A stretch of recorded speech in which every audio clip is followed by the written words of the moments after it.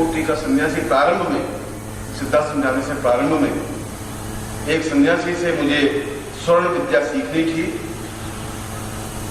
और वो सन्यासी इस क्षेत्र में अद्वितीय था और उस आश्रम में कम से कम 100 शिष्य थे उनके, और बहुत ठोक बजा करके उसके बाद उस विद्या को सिखाता था। ये नहीं कुछ सिखाता नहीं था, मगर उसकी कसौटी थोड़ी कड़ी और शायद ज्यादा कड़ी थी। और उस समय उन 100 शिष्यों में मैं अगर घमंड या गर्व नहीं करूं तो उनसे कई गुना ज्यादा सिद्ध था, उनसे कई गुना ज्यादा मंत्र और तंत्र दोनों ही क्षेत्रों में जानकार था। एक प्रकार से मैं काफी ऊंचाई पर था, मगर वहां मैं शिष्य रूप में था। और 99 शिष्यों में भी और जो 125 शिष्यों में भी मैं उनसे शायद 50 सीढ़ियां ऊपर पर था।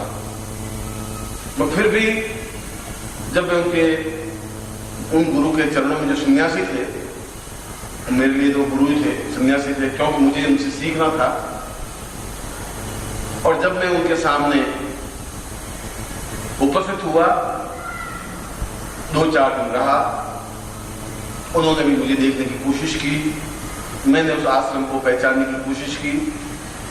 और एक दिन मैंने अत्यंत श्रद्धा और विनम्रतापूर्वक निवेदन कर दिया कि समय कितना लगेगा यह मेरे परिश्रम पर निर्भर है, यह मेरी जिज्ञासा भक्ति पर निर्भर है, इसलिए मैं आपसे समय की तो प्रार्थना कर भी नहीं सकता कि मैं महीने भर में ये चीज सीख लूं आपसे, मगर मैं आपसे स्वर्ण विद्या सीखने का अभिलाषी हूं और मैं रसायन से स्वर्ण विद्या प्राप्त करना चाहता हूं, चाहे तांबे से स्वर्ण बनाने की क्रिया, चाहे पारे से स्वर्ण बनाने की क्रिया। आप इसके सिद्धतम आचार्य हैं, आपके बारे में मैंने सुना है और मुझे विश्वास है, और यदि आप मुझे ये आश्वासन दे सकें कि आप मुझे सिखा देंगे तो मैं आपके आश्रम में रहने की इच्छा करता हूं।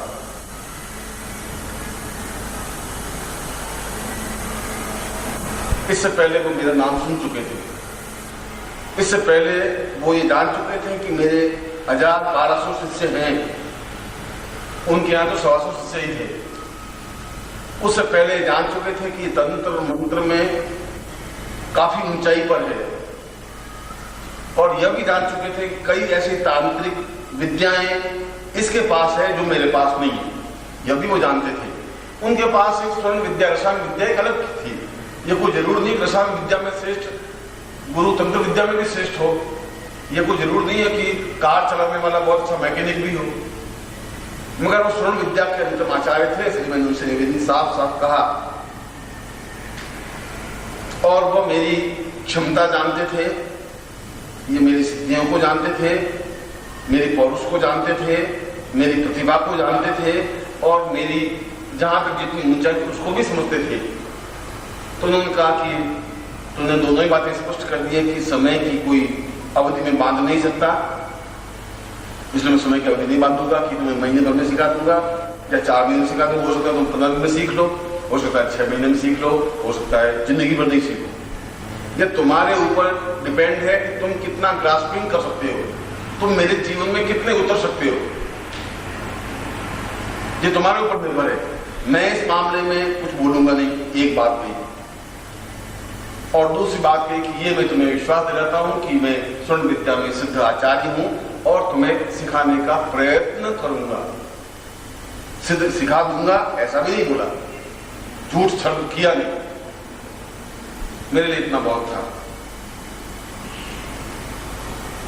मैं शाम को 4 बजे वापस उनके पास पहुंचा। उनका कि बार बार मुझे मिलने की जरूरत नहीं, क्योंकि और भी कई काम है मेरे, तुमसे बात करने के लिए मेरे पास समय नहीं है ज्यादा। उन्होंने आप सब प्रयोग नहीं किया, ठीक इसी टोन में बोले, और तुम्हें यहाँ जो खाना बनता है उसमें भट्टी में लकड़ियां चौंकनी है, वो काम करना है। जिससे भट्टी बराबर खाना जब बने तो लकड़ियां बांटना है। तुम्हें फिलहाल यही काम सौंपना है, तुम्हें वही काम करना है, और मुझे बार बार मत मिलना, जब इच्छा होगी फिर बुला लूंगा। मैं उठ करके रवाना हो गया। मेरे मन में किसी प्रकार का भ्रम या संशय या संदेह या तनाव नहीं आया। काम में बहुत सिद्ध आचार्य तंत्र का उनके बराबरी के टक्कर का था करीब करीब। स्वर्ण विद्या में तो वो मुझसे 100 कदम आगे होंगे, और तंत्र के क्षेत्र में मैं उनको सिखा सकता था। मंत्र के क्षेत्र में 5 साल तक मैं उनको पढ़ा सकता था। वो मुझे ये भी कह सकते थे कि तुम ये ऑफिस का काम है या दूसरा काम है, या तुम्हारी प्रतिभा का दूसरा उपयोग हो सकता है, या तुम मेरे शिष्यों को कुछ नहीं। क्योंकि 125 लोगों का खाना सुबह बनता था, 125 लोगों का खाना शाम को बनता था। ये भी नहीं तुम रोटी बनाओगे, ये भी नहीं रोटी सेकोगे, उसमें बराबर लकड़ियां डालते रहोगे, मतलब जैसे आंच बुझे नहीं।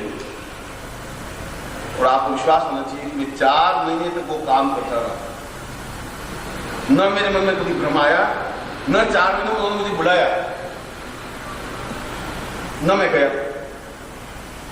जब उन्होंने कह दिया मैं अपना बुला दूंगा, मेरे पास फालतू वक्त नहीं है, तो फिर मेरा कर्तव्य नहीं था। मगर एक क्षण भी मेरे कार्य में शिथिलता नहीं आई। मैं उनके बाद जिंदगी में उठा नहीं। वे उठते उससे पहले मैं उठा हुआ रहता, वे सोते उसके बाद मैं सोता। और ऐसा एक दिन भी नहीं आया कि अगर मुझे बुखार भी आया हो तो मैंने उस कार्य में शिथिलता बढ़ती हो।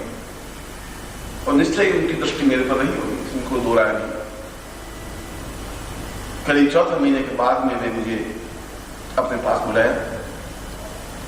उन्होंने कहा कि तुम्हें कैसा लग रहा है? मैंने कहा कि लगने या नहीं लगने की बात नहीं है, मुझे आपका काम सौंपा है और सोच समझ के सौंपा होगा, मैं उस कार्य को कर रहा हूं। इसलिए न उसमें हर्ष है न विषाद है। मैं एक शिष्य के रूप में मेरा कर्तव्य है, मैं कर्तव्य की पूर्ति कर रहा हूं। अधिकार मेरे पास कुछ है ही नहीं, क्योंकि शिष्य के पास अधिकार होता नहीं। न मैं आपसे बहस कर सकता हूं। आपने कहा मेरे सामने आना मत, मैं आपके सामने आया नहीं। आपने बुलाया, मैं उपस्थित। तो उन्होंने कहा कि तुम्हें कुछ अटपटा नहीं लग रहा है? मैंने कहा मुझे प्रसन्नता है कि मैं अन्नपूर्णा के स्वरूप में कितने शिष्यों के भोजन के लिए शायद मेरे पापों को धुलने की यह क्रिया, शायद मेरे जीवन की कुछ दोषों का परिमार्जन हो रहा हो, शायद क्या हो रहा हो आप ज्यादा जानते हैं। और उन्होंने 2 दिन में मुझे विद्या सिखा करके रवाना किया। 4 महीने 2 में मैं अंदाज लगाकर 1.5 साल मुझे गूंजना पड़ेगा। मैं ऐसा मन में सोच के बैठा था कि पूरे 1.5 साल गूंजना ही पड़ेगा। नामदत्त उससे पहले सोचना ही नहीं है तुम्हें कुछ, और 4-6 महीनों में बात करने का क्षण आ जाए तो बहुत है। और 1.5 साल तो मैं इस भट्टी में लकड़ियां झोंकनी ही है, ऐसा विचार तो कभी कभी आता ही। मनुष्य शरीर था, पर ऐसा नहीं कि ये गुरु गलत है या मुझे कहां फंसा दिया है या मैं कहां गलत हूं, ऐसा कुछ चिंतन नहीं आया। चिंतन केवल गुरु में था। मैं उनके चित्र के सामने जब दोपहर को कुछ नहीं होता बैठा रहता है, जो भी झाड़ू निकालने का काम होता मैं झाड़ू निकालता, सफाई करता, बाथरूम धोता, ये मैं करता जो मुझे काम सौंपे नहीं थे। मगर जो मुझे दिखाई देता कि ये काम यहाँ अटपटा है तो वो करने लग जाता है।